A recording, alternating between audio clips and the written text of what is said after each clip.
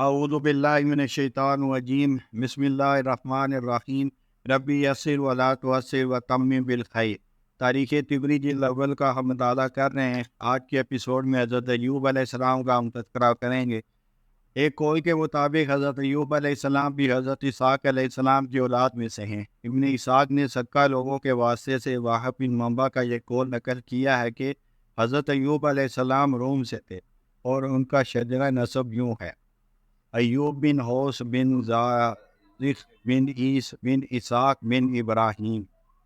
ابن اسحاق کے علاوہ دیگر لوگ ایوب کا سلسلہ نسب یوں بیان کرتے ہیں: ایوب علیہ السلام بن حوس بن زغویل بن عیس بن اسحاق بن ابراہیم خلیل اللہ۔ بعضوں نے زغویل کے بجائے راوین لکھا ہے اور ان کا کہنا ہے کہ آپ کے والد ان لوگوں میں سے تھے جو حضرت ابراہیم علیہ السلام پر اس دن ایمان لائے جب نمرود نے آپ کو آگ میں ڈلوایا تھا، اور حضرت ایوب علیہ السلام کی بیوی جنہیں قرآن میں تنکوں کے ساتھ مارنے کا حکم دیا گیا حضرت یعقوب بن اسحاق کی بیٹی تھی جن کا نام لیا تھا۔ حضرت یعقوب علیہ السلام نے اپنی بیٹی ان کے نکاح میں دے دی تھی۔ ایوب علیہ السلام کی اہلیہ اور والدہ میناس بن ابراہیم سے منقول ہے کہ دشمن خدا ابلیس نے ایوب علیہ السلام کی اہلیہ لیا بنت یعقوب علیہ السلام کے پاس آ کر یوں پکارا: اے لیا جو صدیق کی بیٹی اور صدیق کی بہن ہے، اور یہ بھی بیان کیا کہ ایوب علیہ السلام کی والدہ لوط علیہ السلام کی صاحبزادی تھی۔ اور بعض نے کہا ہے کہ وہ عورت جنہیں تنکوں کے ساتھ مارنے کا حکم دیا گیا ہے وہ رحمت بنت ابراہیم بن یوسف بن یعقوب ہیں۔ ملک شام کا علاقہ بسنیہ اور اس کی ساری آمدن ان کے ملک میں ہوتی تھی۔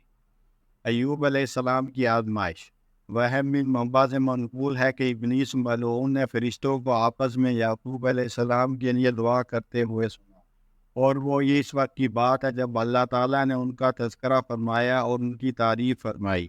ابلیس ملعون کے دل میں حسد و عداوت کا جوش امٹ آیا، چنانچہ اس نے اللہ تعالیٰ سے درخواست کی کہ اسے ایوب علیہ السلام پر تسلط اور اختیار دیا جائے کہ وہ انہیں ان کے دین کے متعلق فتنے میں مبتلا کر سکے۔ چنانچہ اللہ تعالیٰ نے اسے صرف ان کے مال پر تسلط عطا فرمایا، جبکہ آپ کا جسم مبارک اور عقل و ادراک اس کے اختیار سے باہر تھے۔ پس شیطان نے بڑے بڑے جنات کو مشورے کے لیے طلب کیا۔ ایوب علیہ السلام کو مال و متاع۔ حضرت ایوب علیہ السلام کی ملکیت میں ملک شام کا علاقہ بسنیہ اپنی تمام تر آمدنیوں سمیت موجود تھا۔ اس علاقے میں آپ کی 1000 بکریاں، ماہ چرواہے، 500 بیلوں کی جوڑیاں تھیں جنہیں 500 غلام ہنکاتے تھے، اور ہر غلام اپنی بیوی، اولاد اور مال و دولت بھی رکھتا تھا۔ اوپر بیلوں کی جوڑی کے جوتنے کا سامان ایک گدی اٹھاتی تھی۔ کل 500 گدیاں، اور ہر گدی کے 2-3 حتیٰ کہ 4-5 بچے بھی تھے، اور کبھی اس سے زیادہ ہوتے تھے۔ یہ سب کچھ آپ کی ملکیت تھا۔ ابلیس کی ایوب علیہ السلام سے دشمنی۔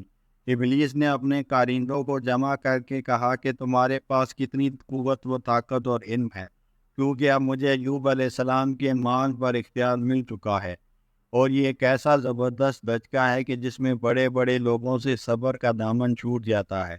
تو ہر وہ جن جس میں آپ کے مال و متاع کو برباد کرنے کی ذرا برابر بھی صلاحیت تھی تیار ہو گیا۔ ابلیس نے ان کو فوراً روانہ کیا، اور انہوں نے اسی وقت آپ کا سارا مال و دولت ختم کر دیا۔ صبر ایوب علیہ السلام۔ مگر حضرت ایوب علیہ السلام نے یہ سب کچھ دیکھ کر بھی اللہ تعالیٰ کی تعریف ہی کی، اور مالی اعتبار سے اس عظیم صدمے نے انہیں ایک لمحے کے لیے بھی عبادت خداوندی میں الہماک و توجہ سے اور نعمت خداوندی کی شکر سے غافل نہیں کیا۔ جب ابلیس نے یہ مایوس کن صورتحال دیکھی تو اللہ تعالیٰ کی بارگاہ میں درخواست کی کہ اسے ان کی اولاد پر تسلط و اختیار دیا جائے۔ یہ اجازت بھی مل گئی، مگر آپ کا جسم و عقل آپ کے اختیار میں تھا۔ ایوب علیہ السلام کی گریہ و زاری۔ چنانچہ اس ملعون نے آپ کی ساری اولاد کو ختم کر دیا، اور ایوب علیہ السلام کی خدمت میں ان بچوں کے استاد کا بھیس بدل کر نہایت زخمی دل اور افسردہ ہو کر آپ کے پاس آیا، اور اولاد کے متعلق ان کے جذبات کو بنا ریختہ کرنے لگا، جس سے حضرت ایوب علیہ السلام متاثر ہوئے اور آپ پر گریہ طاری ہو گیا۔ آپ نے ایک مٹھی خاک اپنے سر پر ڈالی جس سے ابلیس کو بہت خوشی ہوئی اور حضرت ایوب علیہ السلام کے اس عمل کو اپنے حق میں غنیمت جانا۔ حضرت ایوب علیہ السلام نے متنبع ہونے پر فوراً ہی توبہ و استغفار کی۔ حضرت ایوب علیہ السلام کے ساتھ فرشتے اس توبہ کو لے کر فوراً ہی آسمان پر پہنچے اور ابلیس کے بارگاہ الہی میں حاضر ہونے سے قبل وہ حاضر ہو گئے۔ شیطان کا ایوب علیہ السلام کو ایک اور امتحان میں ڈالنا۔ پس جب مال و اولاد کی ہلاکت و بربادی کا یہ عظیم صدمہ بھی عبادت خداوندی اور اطاعت شرعی سے نہ ہٹا سکا، تو ابلیس نے اللہ تعالیٰ سے آپ کے جسم پر تسلط کی درخواست کی۔ اللہ تعالیٰ نے آپ کے جسم پر بھی اسے تسلط عطا فرما دیا، مگر آپ کی زبان، دل اور اس کے اختیار سے بائے تھے۔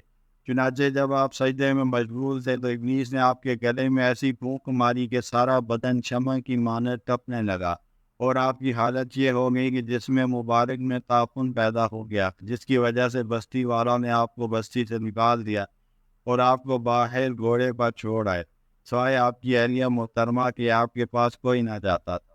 اور اس خدا کی بندی کا نام و نسب ہم پہلے ذکر کر چکے ہیں۔ آزمائش کی انتہا۔ ایسے وقت کہ آپ کی اہلیہ کے علاوہ اور کوئی بھی آپ کے پاس نہ جاتا تھا۔ ان حالات میں آپ کی بیوی آپ کی تیمارداری اور خدمت کے لیے پابندی سے حاضر ہوتی۔ قوم میں صرف 3 آدمی تھے جنہوں نے آپ کی دعوت پر لبیک کہا، لیکن جب انہوں نے حضرت ایوب علیہ السلام کو ان سخت حالات میں دیکھا تو وہ بھی آپ کا سوات چھوڑ گئے اور آپ کو الزام دینے لگے، اگرچہ وہ دین سے نہ پھرے مگر آپ کے پاس آ کر سخت کلامی کرنے لگے اور آپ کو جھڑکنا شروع کر دیا۔ ان کے نام یہ تھے بلدیفر اور سافر۔ جبکہ ایوب علیہ السلام نے اپنے پیروکاروں کو یہ باتیں سنی تو بارگاہ الہی کی طرف متوجہ ہو کر فریاد و عاجزی کی، جس میں قیامت الہیہ فوراً متوجہ ہوئی اور آپ کی بیماری فوراً ختم ہو گئی، اور آپ کے اہل و عیال، مال و دولت سب کچھ نہ صرف لوٹا دیا گیا بلکہ اس سے دگنا کر دیا۔ اللہ تعالیٰ نے آپ سے فرمایا ارکض برجلک ھذا مغتسل بارد و شراب، سورہ سوات آیت نمبر 42۔ حکم ہوا زمین پر اپنا پاؤں مار، یہ غسل کرنے اور پینے کے لیے ٹھنڈا پانی ہے۔ چنانچہ ایوب علیہ السلام نے اس پانی سے غسل کیا جس سے آپ کا حسن اور خوبصورتی واپس لوٹ آئی۔ ایوب علیہ السلام پر آزمائش کا کل دورانیہ۔ حضرت حسن بصری روایت کرتے ہیں کہ ایوب علیہ السلام بنی اسرائیل کے گھوڑے پر 7 سال اور کچھ ماہ بے یار و مددگار پڑے رہے۔ ایک مرتبہ بھی آپ نے اللہ تعالیٰ سے اپنی اس مصیبت کو دور کرنے کی درخواست نہیں کی، جبکہ اللہ تعالیٰ کے نزدیک روئے زمین پر حضرت ایوب علیہ السلام سے زیادہ کوئی محبوب نہیں تھا۔ مورخین کا آپ کی بیماری کی مدت میں اختلاف ہے۔ حضرت حسن بصری نے مذکورہ بالا روایت سے معلوم ہوتا ہے یہ مدت 7 سال اور کچھ ماہ تھی۔ ایوب علیہ السلام کا زمانہ نبوت۔ ہم نے حضرت ایوب علیہ السلام کے تذکرے کو یوسف علیہ السلام کے تذکرے پر مقدم کیا ہے۔ اس کی وجہ یہ ہے کہ حضرت ایوب علیہ السلام حضرت یعقوب علیہ السلام کے زمانے میں نبوت کے عہدے پر فائز تھے۔ منقول ہے کہ حضرت ایوب علیہ السلام کی عمر 93 سال تھی۔ انہوں نے اپنے